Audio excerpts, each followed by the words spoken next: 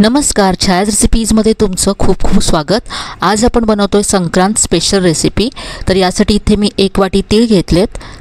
ज्या वाटीने आपण तीळ मोजले त्याच वाटीने मोजून मी इथे 1 वाटी शेंगदाणे घेतलेत आणि 2 वाट्या इथे मी गूळ घेतलाय। तर गूळ मी असा बारीक चिरून घेतलाय आणि इथे 2 चमचे साजूक तूप घेतले। आता आपण रेसिपीला सुरुवात करूया। सगळ्यात आधी आपल्याला तीळ भाजून घ्यायचे आहेत। आता तीळ भाजायला जास्त वेळ लागत नाही, मंद गॅसवरती हे भाजून घ्यायचे। जास्त भाजले तर तीळ कडवट होतात, म्हणून 2 ते 3 मिनिटं हे फक्त थोडेसे गरम करून घ्यायचेत आपल्याला। साहित्याचं जे मी प्रमाण सांगितलं ते अगदी परफेक्ट आहे। 1 वाटी तीळ, 1 वाटी शेंगदाणे आणि 2 वाट्या बारीक चिरलेला गूळ असं साहित्य इथे घ्यायचं आहे। तर इथे तीळ भाजून झालेत।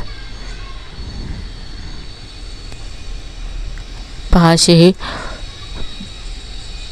किंचित त्याचा रंग बदलला आहे। तीळ मी काढून घेतले आणि त्याच पॅनमध्ये आता आपण शेंगदाणे भाजून घेऊया। शेंगदाणे सुद्धा भाजून झालेत। आता शेंगदाणे सोलून घ्यायचेत।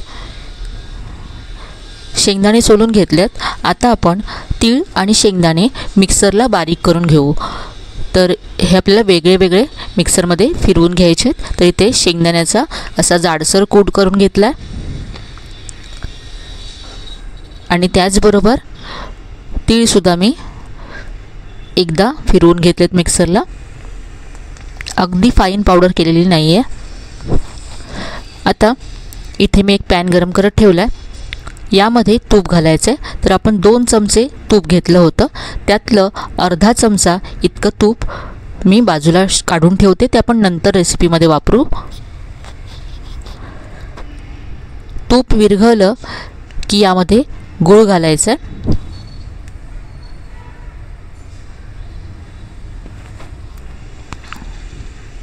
2 वाट्या गूळ घातला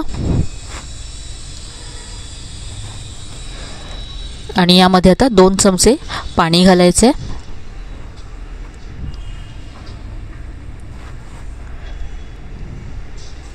गॅसची फ्लेम मंद ठेवायची आणि हे असं मिक्स करत राहायचं। गूळ विरघळून घ्यायचं आपल्याला पूर्ण। तर इथे गूळ पूर्ण विरघळला आहे। गूळ विरघळला की याला फेस यायला लागतो। पहा, इथे आता फेस यायला लागला आहे। असा फेस यायला लागला की याला असं ढवळत राहायचं आहे 2 ते 3 मिनिटं। इथे आपल्याला पाक करायचा नाही आहे। पहा, फेस आल्यानंतर 2 ते 3 मिनिटच मी याला शिजवून घेतलं।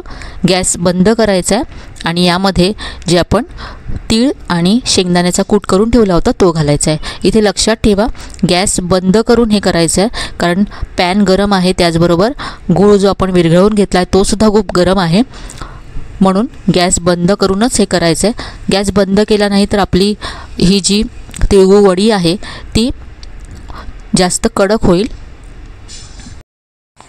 आता जे अर्धा चमचा तूप आपण शिल्लक ठेवलं होतं ते घालायचं आहे। असं हे नंतर तूप घातल्यामुळे आपल्या तिळगूळ वडीला चमक येईल। आता इथे मी एक ताट तुपाने ग्रीस करून घेतलं आहे। यामध्ये हे सगळं मिश्रण घालायचं आहे।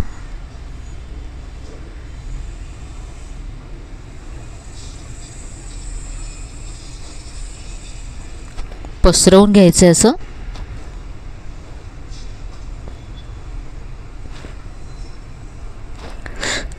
आता याला वरून एकसारखं करण्यासाठी ते पहा, मी वाटीला तूप लावून घेतलंय आणि याने असं याला पहा प्लेन करून घेऊया, म्हणजे आपली जी वडी आहे ती अगदी वरून स्मूथ होईल। आता हे कोमट असतानाच आपल्याला याच्या वड्या पाडायच्यात। पूर्ण थंड झाल्यानंतर आपण हे वड्या पाडायला गेलो तर होणार नाहीत, म्हणून हे कोमट असतानाच याच्या अशा वड्या पाडून घ्यायच्यात।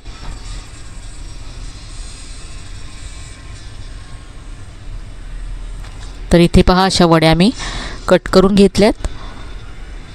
आता हे पूर्ण थंड झाले, वड्या आपण काढून घेऊ। तर पाहू शकता अगदी मस्त अशा ह्याच्या वड्या तयार झाल्यात आणि अगदी मऊसूद अशा ह्याच्या वड्या तयार होतात। अजिबात कडक होत नाहीत, खुसखुशीत अशा ह्या तिळाच्या वड्या तयार होतील.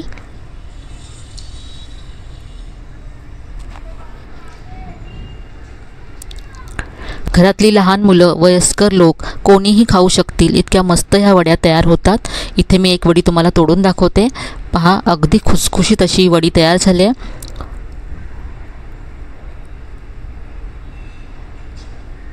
तर अशा ह्या झटपट होणाऱ्या वड्या नक्की करून पहा.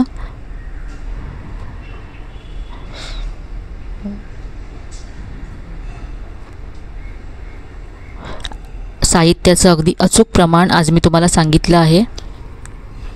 आजची ही रेसिपी आवडली तर व्हिडिओला लाईक करा, शेअर करा. चॅनलवर नवीन असाल तर चॅनलला नक्की सबस्क्राईब करा. चला तर मग पुन्हा भेटूया अशा छान छान आणि नवीन नवीन रेसिपीसह. तोपर्यंत धन्यवाद.